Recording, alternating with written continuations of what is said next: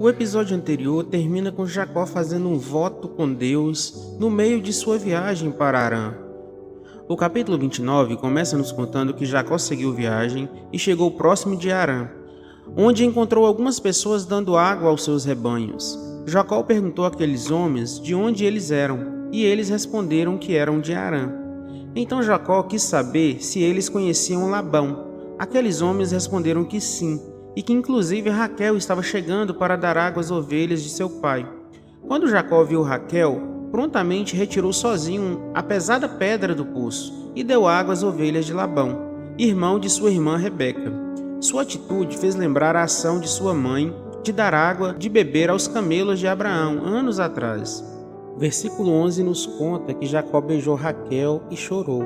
Atos como esse não eram normalmente realizados em público, porém podemos olhar pelo contexto como um gesto de cumprimento comum entre parentes. Da mesma forma que nos versículos seguintes, Labão beijou Jacó ao recebê-lo, sabendo que se tratava de seu sobrinho. Depois de um mês hospedado na casa de Labão, seu tio lhe oferece um salário em troca de seu trabalho, e Jacó escolhe trabalhar 7 anos pelo direito de se casar com Raquel. Labão aceitou. A Bíblia diz que Jacó amava tanto Raquel que os 7 anos pareceram poucos dias aos seus olhos. Viu só? Enquanto você espera uma promessa de Deus em sua vida, não fique parado. Trabalhe no reino de Deus. Use os seus dons, talentos, sirva na igreja ou outro local. Assim, o tempo passará muito mais rápido. Jacó, agora com quase 50 anos de idade, depois de trabalhar os 7 anos para Labão, informou que já era tempo de casar com sua filha Raquel, preparando uma semana de núpcias. Mas Labão enganou seu sobrinho, assim como Jacó havia enganado outras pessoas no passado. Ao invés de entregar Raquel, Labão entregou Lia, a sua filha mais velha. Na escuridão da noite, com a sua noiva, oculta atrás de um véu, como era costume da época, Jacó não percebeu a armadilha que seu sogro havia preparado para ele. Sendo assim, Jacó teve relações com Lia. Quando amanheceu, Jacó percebeu o que havia acontecido, e aí foi tirar satisfações com seu sogro, que disse que era costume naquela região entregar a filha mais velha primeiro. Isso pode ter sido uma invenção de Labão, ou não, mas o fato é que ele deveria ter avisado antes para Jacó. Sendo assim, eles fizeram um outro acordo. Passada a semana de núpcias, Labão deveria entregar Raquel, e depois Jacó deveria trabalhar mais 7 anos por ela. A Bíblia nos conta que Jacó claramente amava mais Raquel do que Lia. Afinal, Raquel era sua escolhida. E o Senhor viu o sofrimento de Lia, pois ela não tinha culpa de nada nessa história. Ela foi entregue ao homem que sua irmã amava, talvez sem ser consultada. E no fim de tudo, ela era desprezada. Sendo assim, Deus lhe deu um filho, que recebeu o nome de Rubens. Esse seria o primeiro representante das 12 tribos de Israel.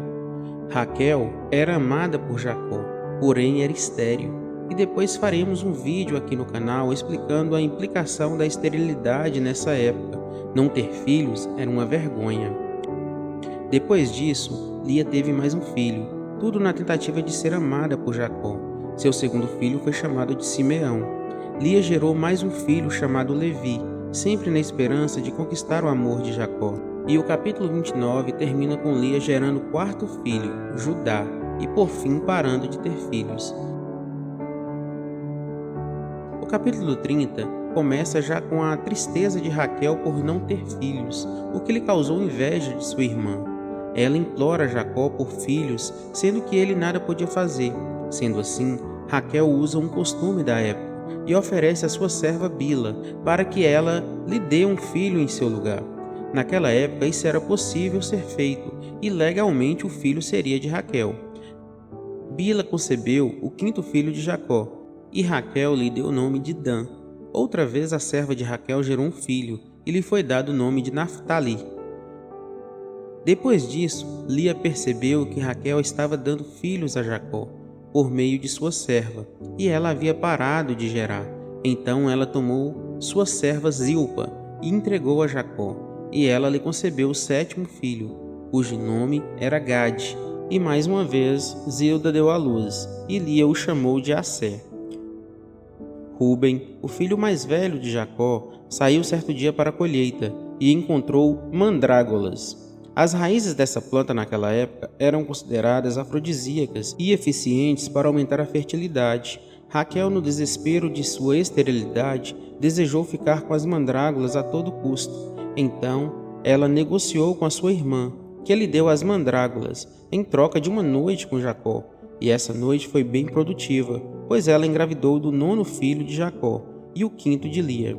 Seu nome era Issacar. Lia novamente engravidou e deu à luz ao 6º filho, o 10º de Jacó, e lhe deu o nome de Zebulon. E ainda gerou uma filha que lhe deram o nome de Diná.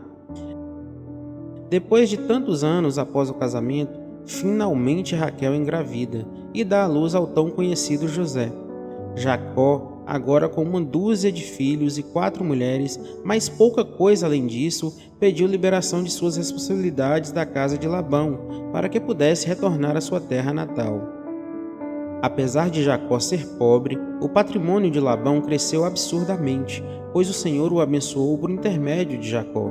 Labão era esperto e sabia que havia vantagem em ter o genro por perto, então ofereceu pagar Jacó o salário que o sobrinho lhe dissesse. Então Jacó fez um acordo com Labão. O pagamento por seu trabalho seria os animais nascidos salpicados, listrados, malhados ou de cor anormal. Labão aceitou a proposta, pois ele sabia que o acordo não lhe oferecia riscos, já que o nascimento dos animais requeridos por Jacó não era tão comum. Labão, querendo trapacear novamente, separa todos os animais com as características que Jacó havia mencionado e envia para seus filhos. Assim seria improvável que nascesse animais com as características para o salário de Jacó. Mas nosso Deus é um Deus do impossível e abençoa seus filhos. Jacó utilizou uma estratégia. Ele descascou certas varas e as colocou em frente ao rebanho e nos locais onde os animais tomavam água. Então os animais que concebiam diante das varas nasciam malhados, listrados, salpicados e de cor anormal, ou seja, seriam seus. Jacó teve sucesso devido à bênção do Senhor. Sendo assim, ele se tornou realmente muito rico. Não deixem de ler os capítulos para ter mais detalhes. Não se esqueça que aqui é apenas um resumo para te ajudar no entendimento. Fiquem todos com Deus e até a próxima!